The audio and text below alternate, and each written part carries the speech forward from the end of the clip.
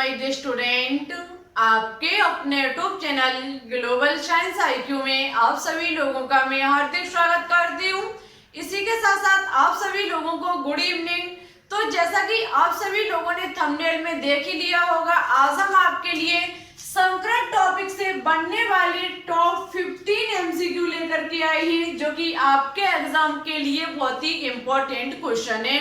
आपको पता है, हमने आपको पिछली क्लास में बोल रखा था कि जो 500 क्वेश्चंस की हम सीरीज चला रहे हैं, उसकी जो 34 नंबर क्लास होगी, उसमें हम आपको संकरण टॉपिक से जितने भी टॉप एमसीक्यू होंगे वो लेकर के आएंगे। हमने वैसा ही किया। ये आपकी 500 क्वेश्चंस की सीरीज की 34 नंबर क्लास है, जिसमें आज हम आपके लिए संकरण से बनने वाले टॉप 15 एमसीक्यू लेकर के आए हैं। और आज के क्वेश्चंस बहुत ही शानदार क्वेश्चंस हैं। आज के क्वेश्चन से आपको एग्जाम में लगभग एक या फिर दो क्वेश्चंस अवश्य ही देखने को मिलेगा। कुछ क्वेश्चंस इसमें प्रीवियस ईयर पूछे हुए क्वेश्चंस भी हैं, तो आप सभी लोग आज की क्लास को बिल्कुल भी स्किप मत करें। और उससे पहले यदि अभी तक आपने संकरण के जो हमने 3 पार्ट दिए हैं, फर्स्ट पार्ट में हमने आपको संकरण और संकरण के टाइप के बारे में बताया है, और सेकंड पार्ट में हमने आपको बताया है कि संकरण को निकालने की क्या विधि होती है, और थर्ड पार्ट में हमने संकरण के अणुओं में कोण और संरचना को किस प्रकार से ज्ञात करेंगे इसके बारे में जानकारी दे रखी है। यदि अभी तक आपने उस टॉपिक को क्लियर नहीं किया है, तब तक आप इस वीडियो को बिल्कुल भी ना देखें, क्योंकि जब तक आप टॉपिक की नहीं पढ़ोगे तब तक आपको एमसीक्यू लगाने का कोई भी मतलब नहीं है। क्योंकि एमसीक्यू का मतलब होता है आप यहाँ पर अपना मॉक टेस्ट देंगे, या फिर कह लीजिए कि आप यहाँ पर अपना प्रैक्टिस सेट लगाएंगे, ठीक है, जिससे कि आपको पता चलेगा कि आपका संकरण टॉपिक जो है वो कितना क्लियर हो चुका है। तो मेरे हिसाब से सबसे पहले आपको संकरण टॉपिक देखना चाहिए, उसके बाद इन एमसीक्यू को लगाना चाहिए। और सबसे पहले आप लोग इन टॉप 15 एमसीक्यू में से कितने एमसीक्यू आपके सही हुए, इसका आंसर आपको हमारे कमेंट बॉक्स में देना होगा, ठीक है। टॉप 15 एमसीक्यू में से कितने आपने लगाए, उसका आपका जो क्या स्कोर रहा वो आपको कमेंट बॉक्स में बताना होगा, ठीक है। तो आज की क्लास में हम ज्यादा कुछ ना कहते हुए, टाइम वेस्ट ना करते हुए बात करते हैं आज के इंपॉर्टेंट क्वेश्चन पर। तो फिर नजर डालते बोर्ड की तरफ। आज का फर्स्ट क्वेश्चन है कि NO3- आयन में केंद्रीय परमाणु N का संकरण है। NO3- आयन में केंद्रीय परमाणु N का संकरण है। यहाँ पर केंद्रीय परमाणु किसका, N का संकरण पूछा गया है। आपको पता है, यदि आपको ज्ञात करना है किसका संकरण, केंद्रीय परमाणु का, तो आपको पता है संकरण बराबर हमारा फॉर्मूला होता है, संकरण बराबर फॉर्मूला होता है केंद्रीय परमाणु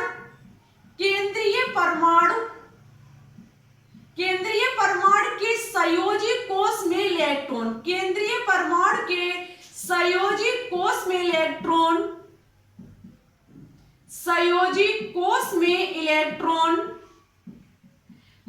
प्लस की number of hydrogen, fluorine, chlorine, bromine और आयोडीन माइनस का होता है चार्ज, माइनस की चार्ज बटे सभी की कितना हो जाएगा 2। ये होता है किसी केंद्रीय परमाणु का संकरण ज्ञात करने का फॉर्मूला। केंद्रीय परमाणु के संयोजी कोष में electron, number of hydrogen, fluorine, chlorine, bromine, iodine, और उसके बाद यदि उस पर कोई चार्ज है तो उसके लिखेंगे, और सबके बटे हम कर देंगे 2, ठीक है।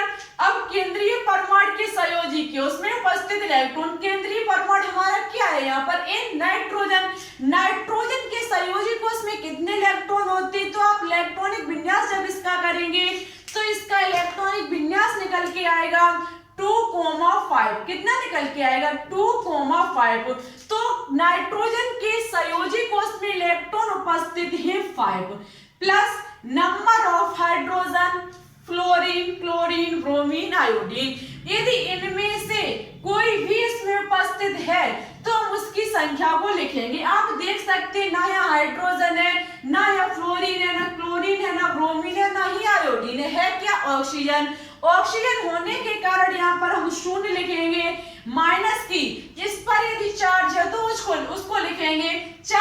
पर -1 निगेटिव चार्ज है तो हम उसको -1 कोष्टक में लिख देंगे, बटे में 2 लिख देंगे, ठीक है। उसके बाद 5 माइनस माइनस प्लस हो जाएगा, अपॉन 2 हो जाएगा हमारा 5/2 हो जाए, सॉरी 5 और 1 6 हो जाएगा, ठीक है। 6/2 हमारा निकल के आएगा 3। मुझे पूछा गया है n का संकरण कौन सा होगा। अब आपको पता है 3 संकृत कक्षक के लिए बनने वाला संकरण हमारा sp2 संकरण होता है। कौन सा होता है? sp2 संकरण, ठीक है। तो sp2 संकरण ऑप्शन नंबर ए जो होगा वो इस क्वेश्चन का राइट आंसर होगा। इसी प्रकार से हमें किसी भी एलिमेंट का पूछ लिया जाए, केंद्रीय धातु परमाणु का यदि पूछ लिया जाए संकरण, तो हम इसी विधि के द्वारा उसको ज्ञात कर सकते हैं, ठीक है। नेक्स्ट क्वेश्चन को देखते हैं। नेक्स्ट क्वेश्चन है कि निम्न अणुओं में से किस अणु में केंद्रीय परमाणु sp3 संकरण है। यहाँ पर कुछ एग्जाम्पल दिए गए हैं और पूछा गया है कि निम्न में से किस अणु में sp3 संकरण उपस्थित है। कौन सा संकरण? sp3 संकरण। अब sp3 संकरण ज्ञात करने के लिए आपको सबसे पहले क्या करना पड़ेगा एग्जाम में कि सभी का संकरण ज्ञात करना पड़ेगा। जब आप सबका संकरण ज्ञात करोगे, सबसे पहले हम CO2 का संकरण ज्ञात करेंगे। CO2, इसमें सबसे पहले केंद्रीय धातु परमाणु हमारा कौन सा है, तो आप समझ सकते हैं कार्बन है। क्यों है? तो आपको पता है सबसे इजी ट्रिक है कि अणु में उपस्थित परमाणु जो से परमाणु की संख्या कम हो वही हमारा केंद्रीय धातु परमाणु माना जाता है, केंद्रीय परमाणु माना जाता है। कार्बन के यहाँ पर 1 परमाणु है, ऑक्सीजन का 2 है, तो केंद्रीय हमारा कौन होगा? कार्बन। कार्बन के संयोजी कोष में इलेक्ट्रॉन होते हैं 4 उपस्थित, ठीक है, 4। उसके बाद क्या होगा? Plus number of hydrogen, chlorine, fluorine, bromine कुछ भी नहीं है तो हम शून्य लिख देंगे। उसके बाद चार्ज होता तो हम इस पर चार्ज को लिखते हैं, कोई चार्ज नहीं है तो 0/2 हमारा क्या हो जाएगा? 4/2। उसके बाद 2 हमारा बचेगा, संकरण होगा sp संकरण, निकल के आया 2 संकृत कक्षक के लिए बनने वाला संकरण sp संकरण होता है, ठीक है। लेकिन मुझे sp3 पूछा गया है, हम सेकंड का ज्ञात करेंगे। सेकंड है SO2। यहाँ पर केंद्रीय धातु परमाणु हमारा सल्फर है, सल्फर हमारा केंद्रीय परमाणु है। इसके संयोजी कोष में उपस्थित इलेक्ट्रॉन होते हैं 6। कैसे पता चलेंगे? तो इसका आपको इलेक्ट्रॉनिक विन्यास आना चाहिए। इलेक्ट्रॉनिक विन्यास जब आप इसका करोगे तो इसके वाह्यतम जो एनर्जी लेवल होगा, वाह्यतम जो कोष होगा उसमें 6 इलेक्ट्रॉन होंगे, ठीक है। उसके बाद यहाँ पर number of hydrogen, fluorine, chlorine, bromine, iodine में से कुछ भी नहीं है, हम शून्य लिख देंगे, कोई भी चार्ज नहीं है, शून्य लिख देंगे, अपॉन 2 6/2 हो जाएगा, 3 बचेगा। 3 के लिए बनने वाला संकरण sp2 संकरण होता है। 3 संकृत कक्षक के लिए बनने वाला संकरण sp2 कक्षक संकरण होता है, लेकिन sp3 पूछा गया है। हम थर्ड को निकालेंगे, H2O को निकालेंगे तो यहाँ पर केंद्रीय धातु परमाणु हमारा कौन सा है? ऑक्सीजन। कौन सा है? ऑक्सीजन। ऑक्सीजन के संयोजी कोष में इलेक्ट्रॉन उपस्थित होते हैं 6। कितने उपस्थित होते हैं? 6। उसके बाद हम क्या करेंगे? Number of hydrogen, chlorine, fluorine, bromine, iodine में से यहाँ पर हाइड्रोजन उपस्थित है, कितने उपस्थित है? तो 2 और परमाणु उपस्थित है, कोई भी चार्ज नहीं है, 0 लिख देंगे, बटे में 2 लिख देंगे, 8/2 हो जाएगा, 4 बचेगा। और 4 संकृत कक्षक के लिए बनने वाला संकरण sp3 संकरण होता है। कौन सा संकरण होता है? sp3 संकरण होता है। ऑप्शन नंबर सी जो होगा वो इस क्वेश्चन का राइट आंसर होगा, क्योंकि मुझे sp3 संकरण ही पूछा गया था, ठीक है। देखते हैं नेक्स्ट क्वेश्चन को। नेक्स्ट क्वेश्चन है NH4+ अणु में कौन सा कोण बनेगा? बहुत ही इंपॉर्टेंट क्वेश्चन है, बहुत ही शानदार क्वेश्चन है, very very important and most important question आपके एग्जाम के लिए।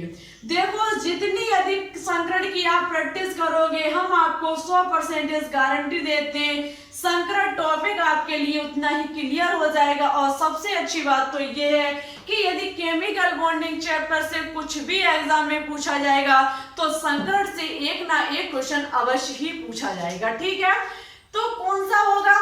तो सबसे पहले आपको क्या करना पड़ेगा, NH4+ का संकरण ज्ञात करना पड़ेगा।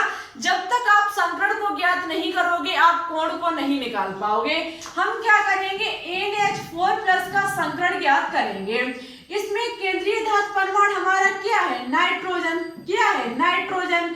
नाइट्रोजन के बाह्यतम कोश में कितने इलेक्ट्रॉन उपस्थित होते हैं? नाइट्रोजन के बाह्यतम कोश में 5 इलेक्ट्रॉन उपस्थित होते हैं, प्लस नंबर ऑफ यहाँ पर हाइड्रोजन उपस्थित है, कितने हैं, 4 उपस्थित हैं। चार्ज कौन सा है, प्लस की 1 इस पर चार्ज है, बटे में 2 लिखेंगे, हमारा हो जाएगा 9 माइनस की 1/2। उसके बाद हमारा बचेगा 8/2, बचेगा 4 संकरण कक्षक के लिए बनने वाला संकरण sp3 संकरण होगा। कौन सा संकरण होगा, sp3 संकरण, sp3 संकरण होगा।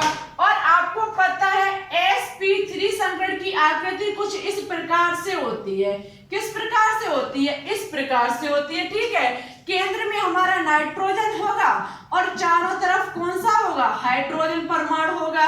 ठीक है, यदि बात की जाए कि इसमें बनने वाला कोण कौन सा होगा, तो बनने वाला कोण 109 डिग्री 28 मिनट होगा। 109 डिग्री 28 मिनट का होगा। बात की जाए इसकी संरचना आकृति, तो इसकी आकृति चतुष्फलकीय होगी। कैसी होगी, चतुष्फलकीय। ठीक है, इसकी आकृति चतुष्फलकीय होगी। बनने वाला कोण 109 डिग्री 28 मिनट होगा। ऑप्शन नंबर बी जो होगा वो इस क्वेश्चन का राइट आंसर होगा। ठीक है, नेक्स्ट क्वेश्चन है SO4 2- में कौन सा संकरण होगा। SO4 2- में कौन सा संकरण होगा। यदि आप इसके संकरण को निकालना चाहते हैं तो संकरण को इसी विधि के द्वारा निकाल सकते हैं। SO4 2-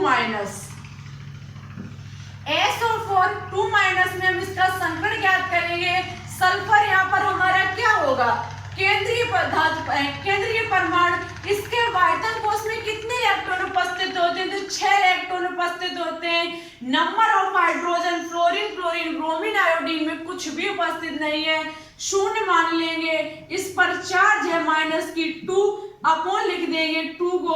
उसके बाद 6 माइनस प्लस हो जाएगा। ठीक है, बटे 2 हो जाएगा, 8/2 हो जाएगा, बचेगा 4। हमारा कितना बचेगा, 4 संकृत कक्षक के लिए बनने वाला संकरण sp3 संकरण होता है। ऑप्शन नंबर डी जो होगा वो इस क्वेश्चन का राइट आंसर होगा, sp3 संकरण। आई होप आपको ये चारों क्वेश्चन ही बहुत ही अच्छे से और डिटेल में समझ में आ चुके होंगे।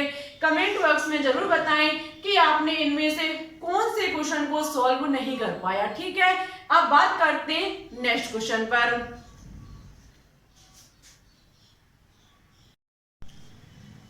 बात करते हैं नेक्स्ट क्वेश्चन पर। नेक्स्ट क्वेश्चन है sp3d की आकृति कैसी होती है। sp3d की आकृति कैसी होती है। षष्ठफलकीय, रेखिक, षष्ठफलकीय, रेखिक, त्रिकोणीय, समतली या फिर चतुष्फलकीय। तो याद रखना sp3d की जो आकृति होती है वो षष्ठफलकीय होती है। ठीक है, sp3d संकरण की जो आकृति होती है वो कैसी होती है, षष्ठफलकीय। नेक्स्ट क्वेश्चन है कि C double bond C single bond C double bond C single bond C में sp3 संकरण है। आपको बताना होगा कि कौन से कार्बन पर sp3 संकरण बनेगा। तो देखो, हम सभी कार्बन का सॉल्व नहीं करेंगे, हम आपको डायरेक्ट बताएंगे। ये जो आपका 5th नंबर वाला कार्बन होगा इस पर sp3 संकरण बनेगा। कैसे बनेगा, लास्ट में S सिंगल बॉन्ड C लिखा हुआ है। इसके 4 बॉन्डिंग इस प्रकार से बनके तैयार होगी। ठीक है, चारों पर क्या उपस्थित होगा, सिग्मा बॉन्ड। और आपको पता है संकरण ज्ञात करने का सेकंड फॉर्मूला होता है number of sigma bond plus number of lone pair. ठीक है, आप देख सकते हैं नंबर ऑफ सिग्मा बॉन्ड यहाँ पर 4 है, लोन पेयर 0 है, 4 निकल के आएगा, बनने वाला संकरण sp3 संकरण होगा। क्या होगा? sp3 संकरण। अन्य सभी कार्बन पर डबल बॉन्ड उपस्थिति होने पर पाई बॉन्ड बनेगा, इसलिए sp3 संकरण ना बनकर के sp2 संकरण बनेगा। ठीक है, इस क्वेश्चन का ऑप्शन नंबर सी जो होगा वो बिल्कुल राइट आंसर होगा, C5। नेक्स्ट क्वेश्चन है, त्रिकोणीय आकृति है, त्रिकोणीय आकृति है sp संकरण में, sp2 संकरण में, sp3 संकरण में या फिर sp3d संकरण में। तो याद रखना जो त्रिकोणीय आकृति होती है वो sp2 संकरण में होती है। त्रिकोणीय आकृति जो होती है वो sp2 संकरण में होती है, जबकि sp संकरण की आकृति रेखिक होती है। sp3 संकरण की जो आकृति होती है वो कैसे होती है? sp3 संकरण की जो आकृति होती है वो चतुष्फलकीय होती है। ठीक है, जबकि sp3d की बात की जाए तो आपको पता होगा sp3d संकरण की जो आकृति होती है, sp3 संकरण की जो आकृति होती है, sp3d संकरण की आकृति त्रिकोणीय द्विप्रामणीय होती है। ठीक है, त्रिकोणीय द्विप्रामणीय sp3d संकरण की आकृति होती है। नेक्स्ट क्वेश्चन है, एक s तथा एक p कक्षक की संकरण का कोण है। बहुत ही इंपॉर्टेंट क्वेश्चन है।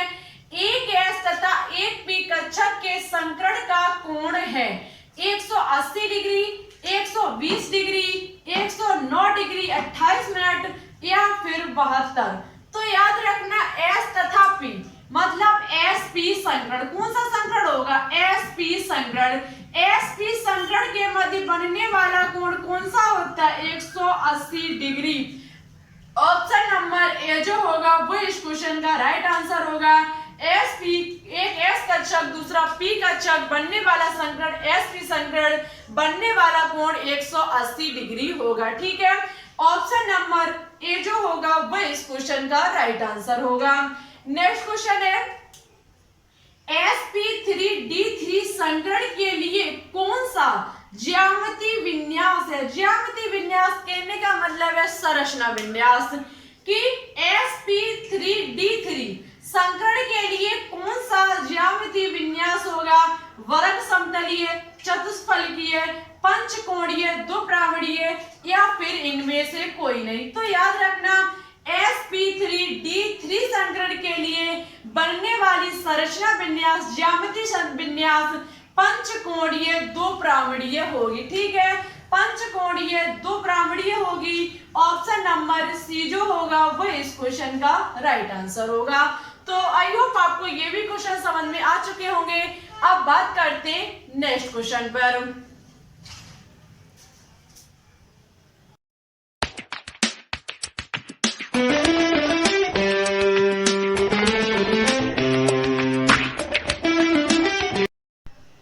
देखते हैं नेक्स्ट क्वेश्चन को। नेक्स्ट क्वेश्चन है, CH3 single bond CH double bond C double bond CH2 यौगिक में बाएं से दाहिनी ओर कार्बन परमाणुओं का संकरण है।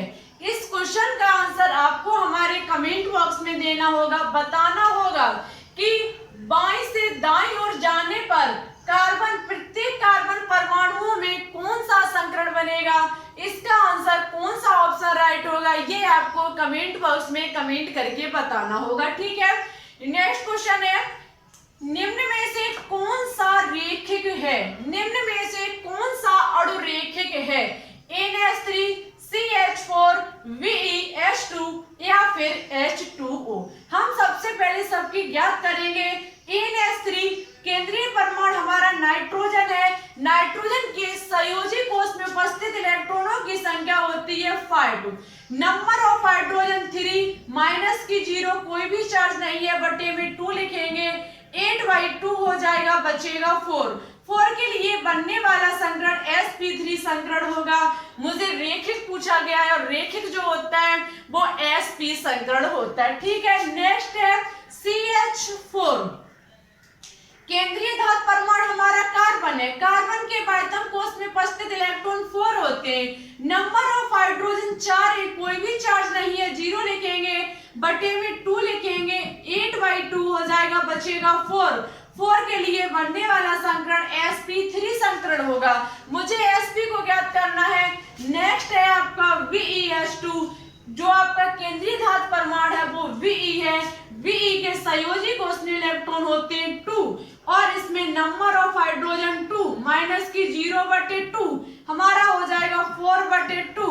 2 से 4 काटेंगे, 2 बचेगा, बनने वाला संकरण sp संकरण और sp संकरण के मध्य बनने वाला कोण 180 डिग्री का और आकृति होती है रेखिक। ऑप्शन नंबर सी जो होगा वो इस क्वेश्चन का राइट आंसर होगा।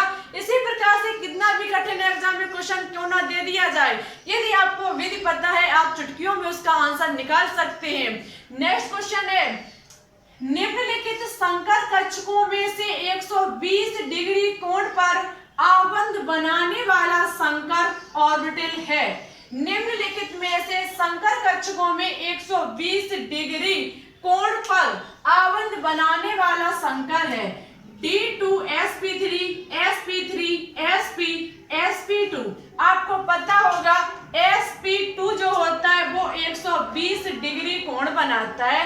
sp2 संकरण के मध्य बनने वाला कोण 120 डिग्री होता है। ठीक है, तो फिर इस क्वेश्चन की आप स्क्रीनशॉट लेना चाहें तो ले सकते हैं। बात करेंगे नेक्स्ट क्वेश्चन पर।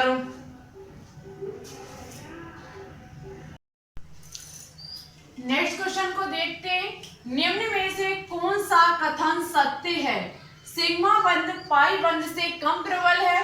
पाई बंध अक्ष बंध पर व्यापन कर, देखो सबसे पहले सिग्मा बंध पाई बंध से कम प्रबल है, तो ये कथन हमारा सत्य नहीं होगा, क्योंकि सिग्मा बंध पाई बंध से कम प्रबल नहीं है बल्कि अधिक प्रबल है। ठीक है, अधिक मजबूत है। आगे है पाई बंध अक्ष पर व्यापन से बनता, तो ये गलत है। पाई बंध जो होता है वो पार्श्व व्यापन से बनता है। ठीक है, नेक्स्ट है सिग्मा बंध पाई बंध से प्रबल है, तो ये ऑप्शन जो होगा वो बिल्कुल राइट होगा, कथन भी ये राइट होगा।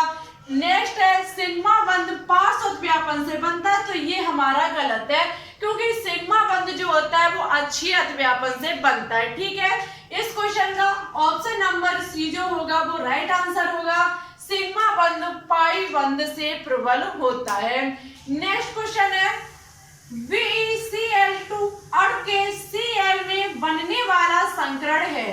VeCl2 अणु के Cl में बनने वाला संकरण है। आपको यहाँ पर Ve का ना पूछ के Cl का पूछा गया। Ve का पूछा जाता तो Ve हमारा केंद्रीय धातु परमाणु है, हम इसका निकाल सकते थे अभी, लेकिन Cl2 का पूछा गया तो आपको Cl का निकालने के लिए आपको लगाना पड़ेगा, Cl का ज्ञात करने के लिए आपको लगाना पड़ेगा number of sigma bond plus की number of lone pair. Number of sigma bond plus number of lone pair. Ve की सबसे पहले आप क्या बना लीजिए संरचना। Ve बीच में रखा जाएगा, इधर उधर क्या होंगे क्लोरीन। क्लोरीन के वायतम कक्ष में उपस्थित होते हैं 7 इलेक्ट्रॉन। इस प्रकार से 7 इलेक्ट्रॉन जो होंगे वो लेबोस डॉट सिंबल के द्वारा बट जाएंगे। अब हमें किसका ज्ञात करना है? क्लोरीन का नंबर ऑफ सिग्मा बॉन्ड। एक क्लोरीन कौन से भी क्लोरीन की ज्ञात कर लीजिए, सेम निकल के आएगी। इनके मध्य सिग्मा बॉन्ड कितना है? 1। ठीक है, plus number of lone pair, एक लोन पेयर, दूसरा लोन पेयर, तीसरा लोन पेयर 3 प्लस 4, बनने वाला संकरण sp3 संकरण होगा। कौन सा संकरण होगा? sp3 संकरण। ऑप्शन नंबर ए जो होगा वो इस क्वेश्चन का राइट आंसर होगा, sp3 संकरण। नेक्स्ट और लास्ट क्वेश्चन, sp3d2 संकरण में कौन सा कोण बनता है? sp3d2 के संकरण में कौन सा कोण बनता है? तो याद रखना 90 डिग्री का बनता है। ठीक है, जबकि 109 डिग्री 28 मिनट जो है वो sp3 संकरण में बनता है और 120 जो है वो sp3d में बनता है और sp में 180 डिग्री का कोण बनता है। ठीक है, और sp3d2 में 90 डिग्री का कोण बनता है। आई होप आपको आज के टॉप 15 भी क्वेश्चन समझ में आ चुके होंगे। मन में किसी भी प्रकार का डाउट हो, जिस क्वेश्चन में आपको डाउट हो उस क्वेश्चन को आप कमेंट बॉक्स में लिख देना। हम आपको नेक्स्ट क्लास में समझाने की पूरी कोशिश करेंगे। एक क्वेश्चन जो हमने आपको दिया उसका आंसर प्लस आज आपका 15 में से क्या स्कोर रहा वो भी कमेंट बॉक्स में कमेंट करके जरूर बताएं। इससे मुझे भी पता चलेगा कि आपकी तैयारी है वो कैसी चल रही है। सबसे पहले जो हमने पिछली क्लास में क्वेश्चन होमवर्क में दिया था उनके किन किन बच्चों ने राइट आंसर दिए, सबसे पहले हम उनके नाम लेते हैं। नाम है अनुराधा मौर्य, हिमांशी, अर्जुन वर्मा पैथोलॉजी, निशांत यादव, डॉक्टर शिवू। इन सभी स्टूडेंट ने बिल्कुल सही और अच्छे से आंसर दिया। Thank you. आप ऐसे ही लगातार कोशिश करते रहिए, आपका 2021 में सिलेक्शन जरूर होकर के रहेगा। और जो क्वेश्चन आज होमवर्क में दिया उसका आंसर भी आप कमेंट बॉक्स में देने की कोशिश करें। समझ में ना आए तो बता देना, हम आपको नेक्स्ट क्लास में समझा देंगे। तो आज के लिए बस इतना ही। वीडियो अच्छी लगे तो लाइक एंड दोस्तों के साथ शेयर करना बिल्कुल भी ना भूलें। हमारे चैनल पर न्यू हो तो प्लीज इसे सब्सक्राइब करके ऑल पर क्लिक कर ले, ठीक है। तो फिर चलते। Thanks for watching this video. जय हिंद, जय भारत।